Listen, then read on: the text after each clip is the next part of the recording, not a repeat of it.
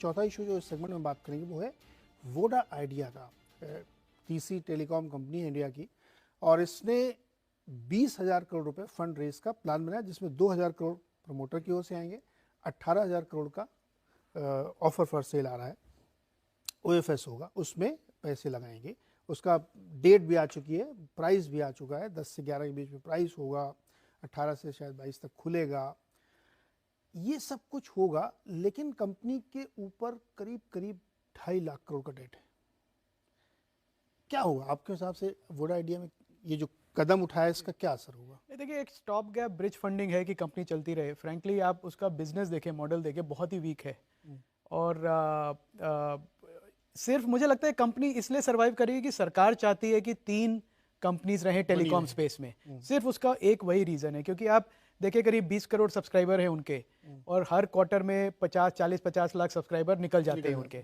और जो सब्सक्राइबर हैं भी, उसमें से आधे ऑलमोस्ट 2G पे हैं, और 2G का आरपू एक तो कम है, और दूसरा वो काफ़ी प्रेशर है सरकार पे कि 2G का जो स्पेक्ट्रम है वो बंद कर दें, क्योंकि 2G का स्पेक्ट्रम जब तक रहेगा तब तक 4G 5G प्रॉपर्ली डेवलप नहीं होगा।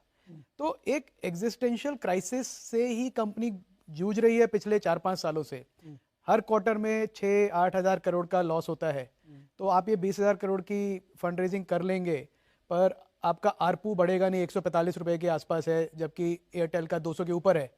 तो इतने वीक बिजनेस मॉडल को बार बार फंड करते रहना, कंपनी को चलाते रहना, मुझे नहीं लगता किसी इक्विटी शेयर होल्डर के लिए उसमें कोई वैल्यू है। फाउंडर के पास शायद चारा नहीं है या जो भी है।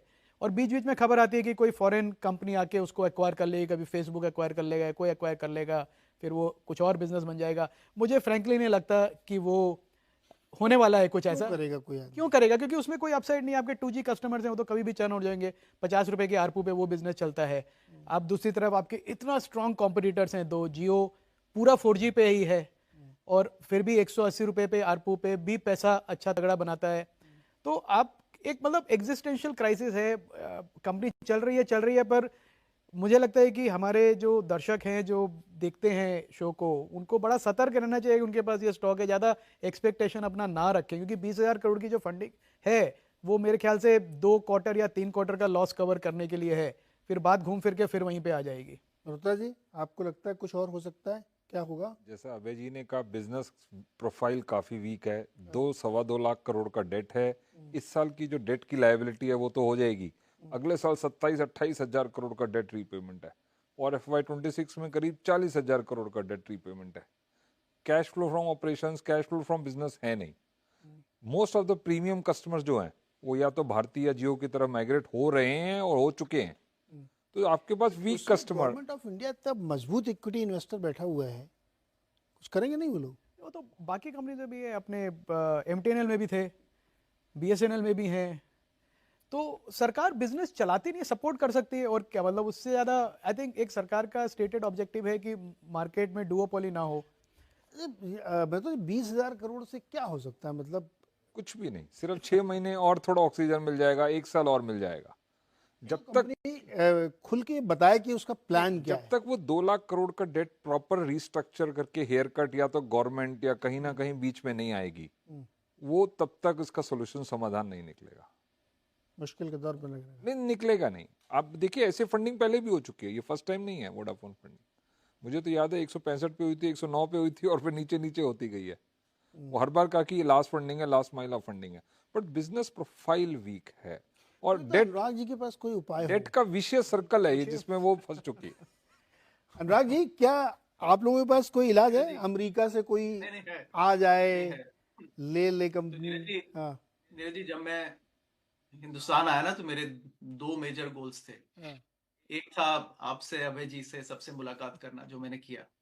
दूसरा मेरा गोल था वोडाफोन नंबर को वोडाफोन नंबर जो मेरा करीब 15 साल से था, उसको चेंज करना।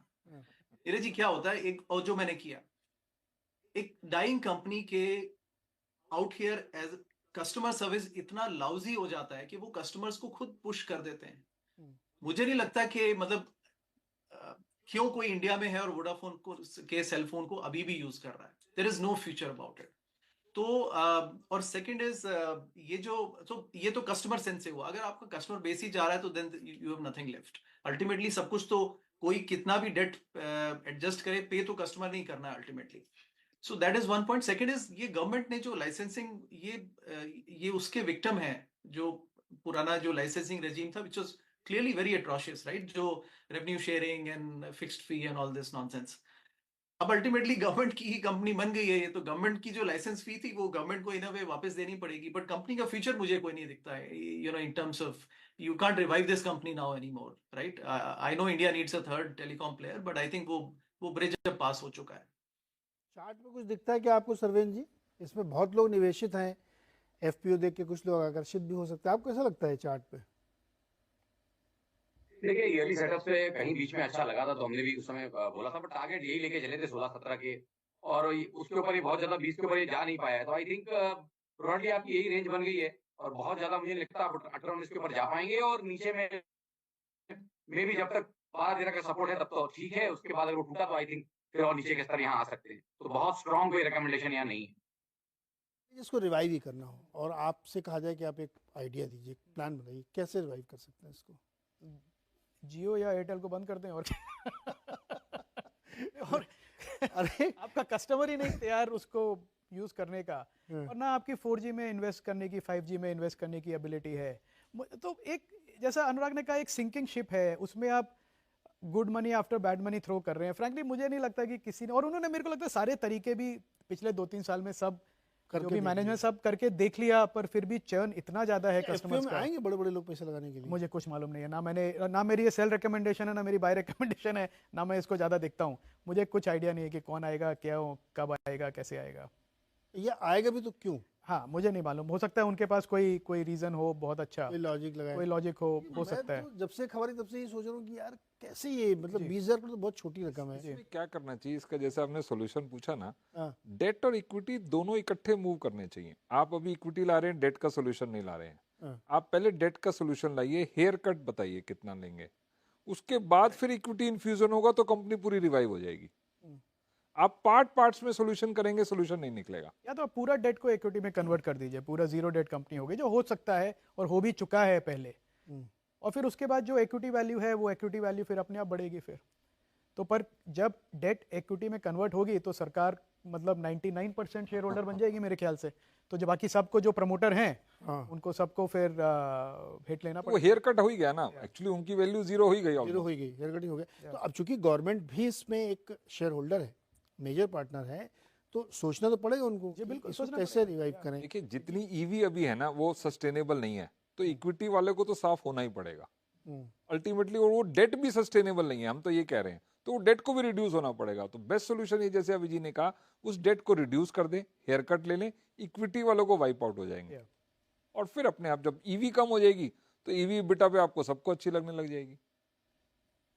यही एक तरीका है date reduction, massive date reduction, इस तरह से कि वो सस्टेनेबल बिजनेस बन जाए, क्योंकि छोटे मोटा काट के भी कोई फायदा नहीं है उसका, एक बड़ा हेयर कट करना पड़ेगा। इतना ही नहीं, चैलेंज ये भी है कि आप आगे मान लीजिए चलिए सस्टेन कर रहे हैं आप, तो आपको 4G में जाना है, 5G जाना है, तो 6G की तैयारी हो रही है, उसके पैसे भी तो चाहिए, उसके लिए पैसे चाहिए। अब ये 20,000 करोड़ से आप क्या करेंगे? तो ब्याज चुकाने के लिए कम पड़ेगा। 5G के लिए आपको तैयारी चाहिए, सेल साइट्स लगानी है आपको, टावर्स लगाने हैं आपको, मतलब तो नए लोग भर्ती करने। आप देखिए जो बाकी जो कंपनीज हैं, और क्यों वोडाफोन प्रॉब्लम में आया, वो इसलिए था कि जियो ने और एयरटेल ने एक इंटीग्रेटेड प्लेस बना दिए हैं।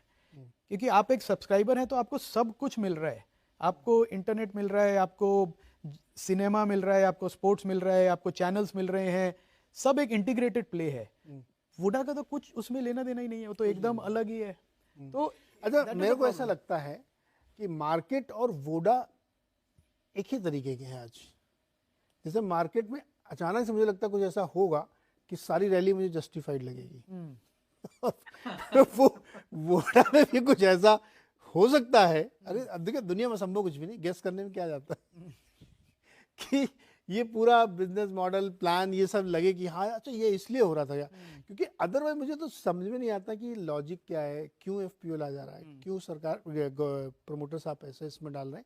शायद नेक्स्ट वीक हो सकता है, चूंकि एफपीओ आ ही रहा है तो कुछ एक्सप्लेन करें, वो प्रेस कॉन्फ्रेंस वगैरह करें, हम लोग उस पर नज़र रखेंगे। लेकिन बहुत दिलचस्प होगा कि वोडा आइडिया कैसे सरवाइव करेगा, और इतनी ये रकम डेट के सामने और प्रॉब्लम के सामने तो बहुत छोटी है, तो इसमें क्या होना चाहिए। तो आज हम लोगों ने क्या क्या डिस्कस किया, सारे एसेट क्लास और मार्केट में तेजी क्यों है है ना, उसको कैसे जस्टिफाई किया जाए।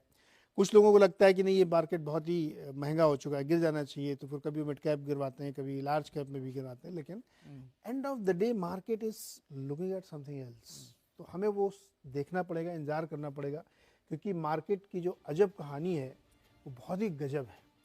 तो इस शो के दौरान अगर किसी भी शेयर का नाम लिया गया है तो उसमें किसी भी प्रकार की सेल या बाई की कोई रिकमेंडेशन नहीं है, वो केवल उदाहरण के लिए, ये चीज़ों को एक्सप्लेन करने के लिए हम लोगों ने यहाँ पे डिस्कस किया, इसलिए उस पर कोई भी कॉल मत लिया करिएगा। बहुत 10 सेकंड में जवाब दीजिए, वीकेंड में क्या करेंगे? वीकेंड पे एक रिजॉर्ट में जाने की प्लानिंग है फैमिली के साथ, थोड़ा रेस्ट रिलैक्स, फ्रेंड्स के साथ मस्ती, बस यही। अबू धाबी में क्या किया था? अबू धाबी में भी यही एक्चुअली, अब आप ऑफ कैमरा बताऊंगा आपको। ओके मल्होत्रा जी 10 सेकंड में क्या करने वाले हैं वीकेंड में? घर पे रेस्ट, अगले महीने काफी ट्रैवलिंग है, उसके अभी just relax at home. Relax, उसके बाद अनुराग जी प्लान क्या आज इस हफ्ते का? पिक्चर देखने जाएंगे?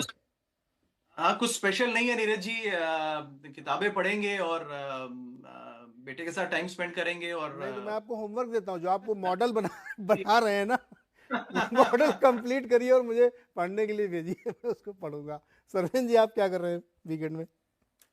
मैं तो बचे कुछ काम जो मंडे टू फ्राइडे नहीं हो पाते हैं, पहले उनको कंप्लीट करूंगा। फिर आई थिंक नेक्स्ट वीकेंड में कुछ डेफिनेटली, अभी एक जो बीच में छुट्टी आ रही है, इसमें कुछ करना चाहिए, रामनवमी वाली छुट्टी पे। बिल्कुल करना चाहिए, एंजॉय करिए लाइफ में, पढ़ना लिखना काम काज तो चलता ही रहेगा। ध्यान रखिए अपना, अपनों का और हेल्थ का, और एंजॉय करिए लाइफ को, मार्केट भी सब ठीक ही हो जाएगा। बहुत बहुत शुक्रिया आप सबका।